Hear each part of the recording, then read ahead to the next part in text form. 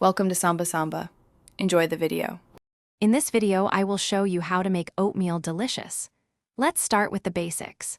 For the best texture, always choose old-fashioned rolled oats over instant varieties.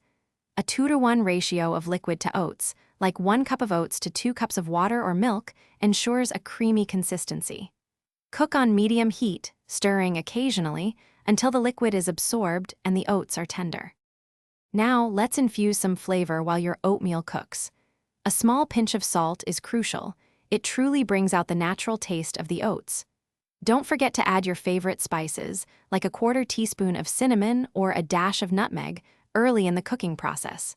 For sweetness, stir in 1 tablespoon of maple syrup or honey right into the pot.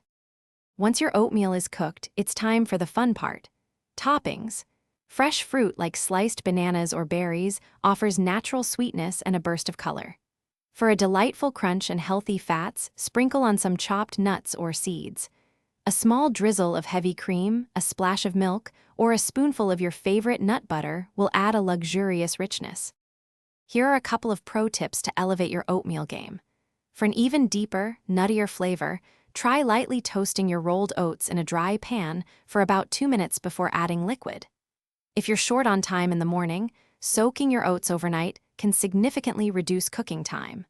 Always serve your delicious oatmeal immediately to enjoy it at its warm, comforting best. Thanks for watching. Consider subscribing if we helped you.